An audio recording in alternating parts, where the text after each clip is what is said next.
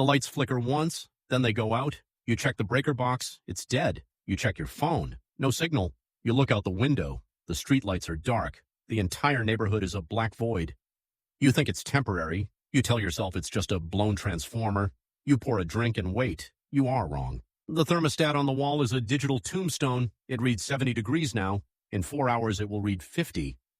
By tomorrow morning, you will see your breath fogging in your own living room. The silence in the house isn't peaceful. It is heavy. It is the sound of infrastructure dying. You are not looking at an inconvenience. You are looking at a biological countdown. This is not a drill. Let's decode the chaos. Most people prepare for the wrong apocalypse. They watch movies. They fantasize about zombies or foreign invasions. They stockpile ammunition and buy tactical vests. They worry about defending their perimeter from looters. But the statistics of survival are boring, cold, and ruthless. The math doesn't care about your fantasies. Let's look at the rule of threes. You can survive 3 weeks without food. Hunger is painful, but it is slow. You can survive 3 days without water. Dehydration is brutal, but it gives you time to think. But in a harsh winter environment, without shelter or an active heat source, you can die in 3 hours. 3 hours. That is the timeline.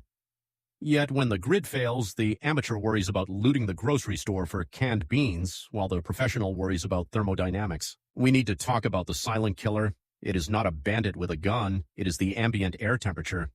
The cold is a predator that doesn't need to chase you. It simply waits. Hypothermia is insidious because it lies to you. It doesn't hurt immediately. It sedates you. It begins with the shivers. This is not just feeling chilly. This is your body's autonomic nervous system engaging emergency protocols.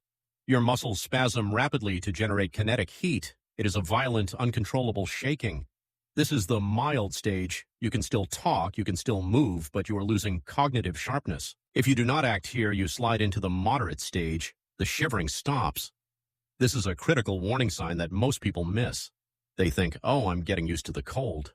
No, you have run out of glucose. Your body has given up on generating heat and is now focusing entirely on preserving the heart and brain. This is the phase medical professionals call the umbles.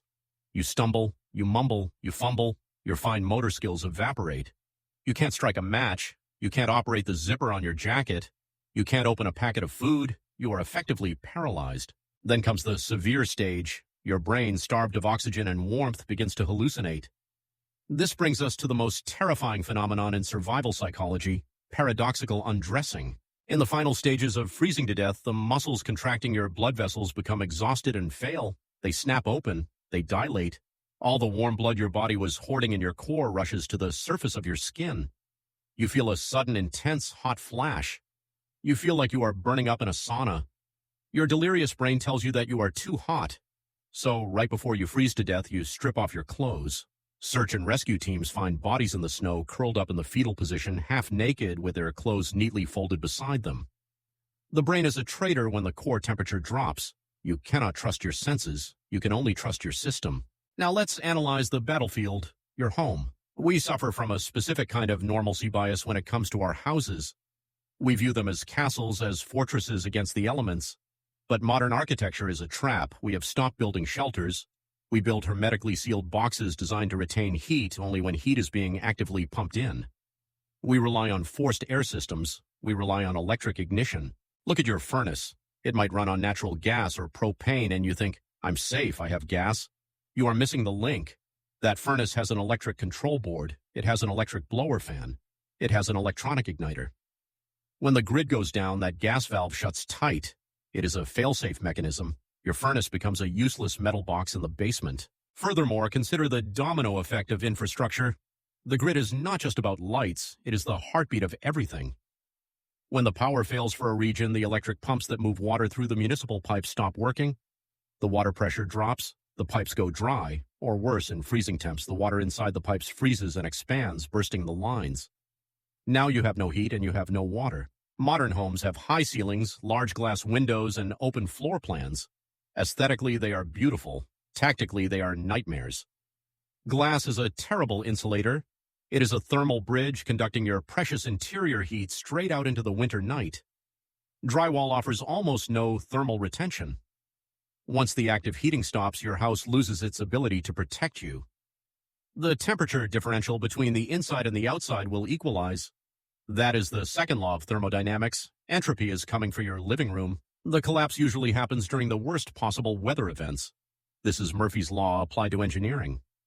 Ice storms snap transmission lines like twigs. Demand spikes overload the substations. The system is brittle. It is optimized for profit and efficiency, not for resilience. When it breaks, the supply chain breaks with it. You cannot drive to the hardware store to buy a heater because the roads are sheets of black ice. And even if you get there, the store has no power to run the registers or open the automatic doors. You are isolated. You are alone. The normalcy bias kicks in here with lethal force. You sit on the couch, wrapped in a blanket, staring at your phone, waiting for the authorities to save you. You think surely the power company knows. Surely the government has a plan.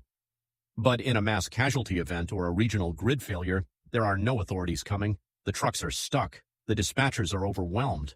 You are the first responder. You are the only responder. So how do we fight physics? How do we survive when the technology fails? We need a force multiplier. We need to turn a small, insignificant flame into a life-sustaining radiator. We are going to build a clay pot heater. This is not some cute Pinterest craft project. This is engineering applied to survival. A candle on its own is inefficient. If you light a candle in a cold room, the heat creates a thermal plume that rises straight up to the ceiling. It pools up there, useless to you, and eventually dissipates through the roof. You stay cold, the candle burns out, you die. You need to trap that thermal energy and convert it into radiant heat that stays at the human level. Here is the tactical loadout. You need to secure these items now, not when the lights go out. You need terracotta pots, unglazed. One large, one smaller that fits inside. A threaded metal bolt, at least 6 inches long, metal washers and nuts. Red bricks or flat stones, a heat source, tea light candles, emergency candles, or a sternography fuel can. Let's break down the assembly. The science here relies on thermal mass and convection. Terracotta is baked earth. It is porous and dense. It acts as a thermal battery. It absorbs heat well and releases it slowly. You take the bolt, slide a washer on it, put it through the drainage hole of the large pot. Now on the inside add another washer and a nut. Tighten it. Now add another washer, place the smaller pot on the bolt inside the larger one, secure it with another washer and nut. This is the critical detail that most people miss, the air gap. You must not let the pots touch each other directly. You need that metal spacing between them. Why? This creates a convection engine. The flame heats the air inside the small inner pot. That hot air is trapped. It heats the clay core. The heat radiates across the air gap to the outer pot. The steel bolt running through the center acts as a thermal spine, conducting the intense heat from the core and distributing it into the ceramic mass. You place this upside-down assembly over your candles, support the rim of the pot with your bricks. You must leave a gap at the bottom for airflow. Fire needs oxygen. If you seal it tight, you suffocate the flame. What happens next is pure physics. The inner pot gets scorching hot. Do not touch it. It reaches temperatures of 160 degrees or more. Instead of the heat shooting to the ceiling, the clay absorbs it and radiates it outward horizontally into the room. You are increasing the surface area of the heat source. You are converting a convective plume into a radiant heater. One candle won't heat a mansion. Stop trying to heat the whole house. That is a waste of resources. When the grid dies, you must shrink your world. This is the concept of the microclimate. Pick one room, ideally a small interior room with no windows, or a room on the south side that gets sunlight during the day. Close the door, seal the cracks under the door with towels, hang heavy blankets over the windows. You are adding insulation layers. Inside this room, you can go a step further, set up a camping tent, or build a fort out of sofa cushions and blankets. If you sit inside that tent with your clay pot heater, you are heating a very small volume of air. Your body generates roughly 100 watts of heat just by existing. The candles add more. The clay pot stabilizes it. You can raise the temperature inside that tent to 60 degrees, while the rest of the house drops to freezing. That is the difference between life and death. That is the difference between shivering uncontrollably and sleeping soundly. However, you must respect the chemistry. Burning anything consumes oxygen and produces carbon monoxide, CO. CO is odorless, colorless, and lethal. It binds to your hemoglobin better than oxygen does. You simply fall asleep and never wake up. You must have ventilation. Crack a window, just a fraction of an inch. You are sacrificing a tiny bit of heat to buy fresh air. It is a tax you must pay to stay alive, and if you have a battery-operated carbon monoxide detector, bring it into your safe room. Place it at knee height, not on the ceiling. CO mixes with the air but often settles. This solution works because it is low-tech. It does not require batteries. It does not require solar panels or complex inverters. It requires gravity, clay, and wax. It is anti-fragile. The more high-tech a system is, the more prone it is to failure. The clay pot heater is primitive, and that is its strength. But the hardware is only half the battle. The other half is your mindset. The panic that sets in during a blackout is dangerous. It triggers the fight-or-flight response, which burns calories you cannot afford to waste.